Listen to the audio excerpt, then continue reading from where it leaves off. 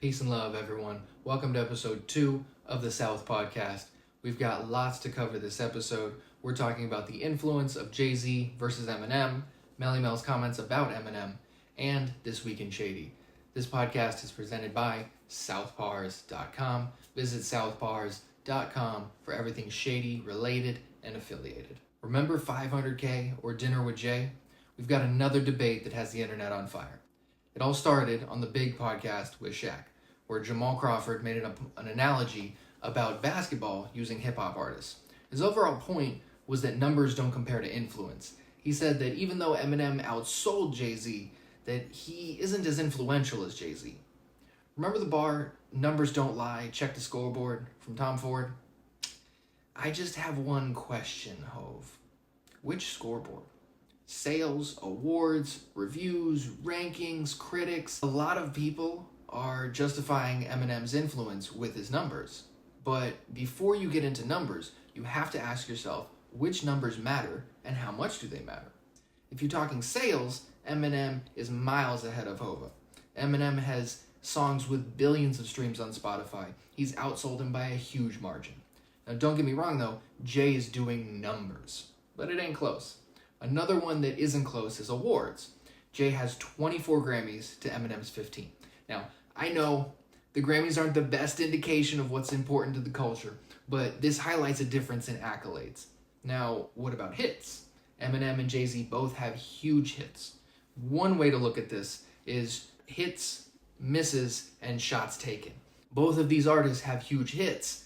Eminem has huge hits, but some say that he's got also huge misses. Now, I have to say, I am annoyed when people say, but he got corny bars. But it's a reasonable point in this debate. Now, compare that to Jay's catalog, which is full of undeniably huge hits and little to no misses. Jay is also tied with Drake for the most number one albums ever. So if you're going to talk about numbers, it's important to establish which numbers matter and how much weight do each of them hold.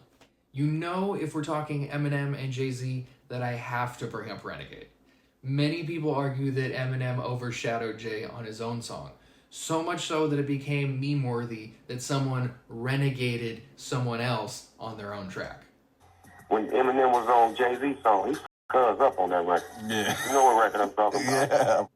For years, Snoop Dogg didn't even want to do songs with Eminem because how much extra fire he brought when he's on the track with other MCs. Another point is style. Style's a big aspect of this debate that should be addressed. Jay has wicked freestyle skills. Eminem has insane pen game. Now they each come from different experiences also. Black America, white America. And it really feels like an apples to oranges comparison. In this comparison though, Eminem is oranges because he can rhyme words with orange, obviously. It reminds me of that scene in Pulp Fiction where Jules and Vincent are talking about the difference between boinking a man's wife and giving her a foot massage. Vincent says it's not the same, but it's in the same ballpark. And Jules claims that it ain't the same ballpark. It ain't the same league, and it ain't even the same sport. So coming back to M and J, it feels like two people playing two different sports, but we call them both hip-hop. A lot of times, we use the same words to describe different things. Who's your GOAT? Best rapper alive? Who's in your top 5? But we're not scoring the same way because we each value different parts of the art and different parts of the culture differently. And this is why catalog quality is such a hard thing to argue when you're talking about GOATs. Some say that their top 5 is M, Drake, Kanye, Cole, and Kendrick. Some say that it's Big, Pac, Nas, Jay, Andre 3K. Some say that it's Doom, Black Thought, Wayne, Royce, and Rakim. Some say that it's, say, Melle Mel, Ice-T, Chuck D, KRS-One, and LL. Some say that it's Dylon, and Dylon. It's all about what is of value to you, what is valid to your experience. So it could be lyricism, storytelling, technical ability, influence, longevity, wordplay, or Dylon. Tell me your top 5 in the comments, but more importantly, tell me why. Let's argue. I'm kidding. So when we look at this from many angles, it opens up nuanced conversations, kind of like the three-lane theory by Merce. If you haven't heard this, I highly recommend that you look it up after this video. Merce basically says that hip-hop is now pop music because of how popular it is. So he believes that hip-hop can be split up into 3 lanes. There is pop, hip-hop, and hip-hop. And he uses Drake, Kendrick, and J. Cole as artists to exemplify each of those 3 different lanes. Now, this brings us to the review community. Dun dun dun. Critics have always been a source of controversy. I'm not going to name names, but we've all seen a review or a rating that made us angry. And everyone has opinions, and the internet has given a place for them to be voiced. This can be both beautiful and disgusting, though. Nowadays, everybody is a critic. And my opinion on this debate of influence between Jay-Z and Eminem is this. Jay-Z is more influential in the US, but Eminem is more influential globally. So Eminem technically wins in my eyes. What did you expect? This is a podcast about shady records. But you can't take away the enormous amount of influence that Jay-Z has in the US. It is utterly unfathomable. Moving on to Melle Mel. He recently said that Eminem is only a top 5 rapper because he is white. Of course, he's talking about the Billboard Vibe Top 50 Greatest Rappers list. Melle Mel also said that if Eminem was black, he would be just another artist. Now, everyone and their mother is weighing in on this topic, either defending M or agreeing with Melle Mel.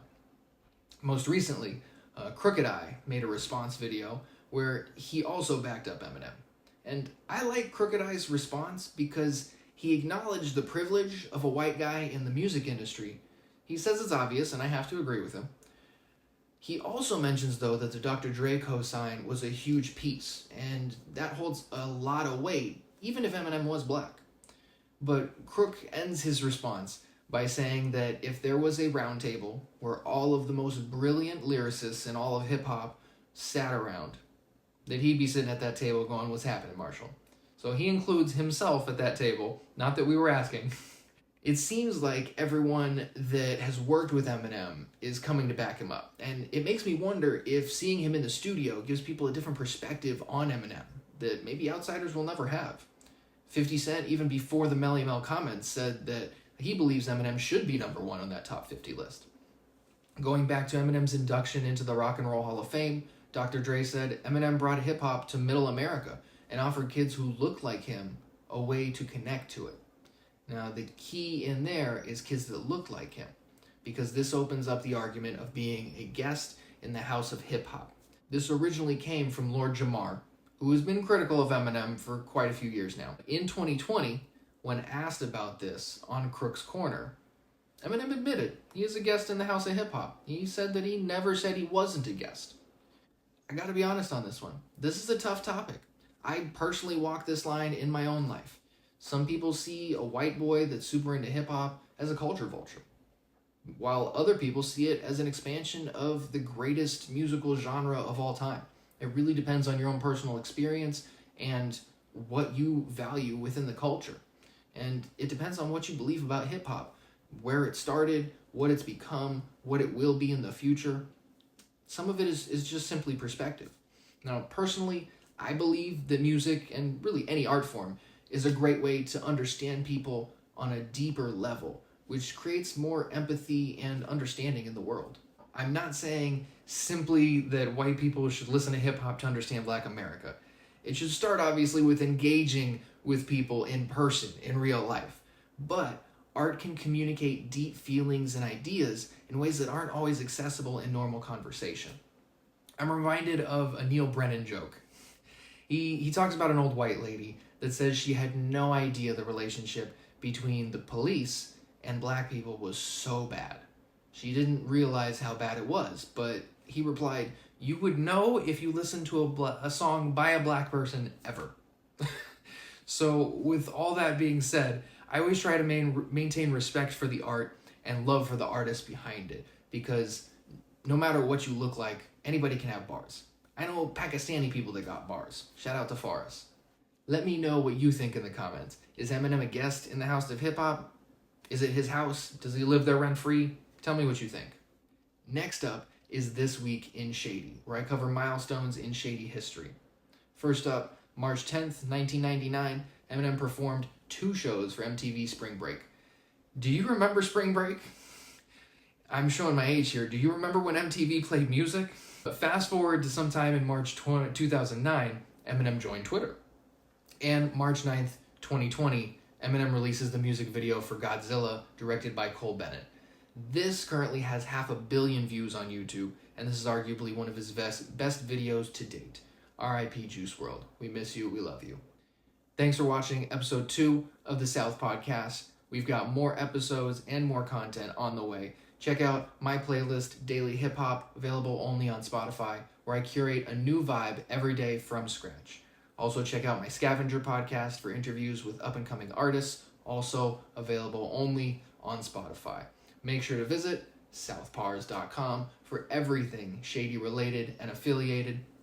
Shout out to Brando Bambino, stream Bandito on all platforms. Peace and love, everyone. We out.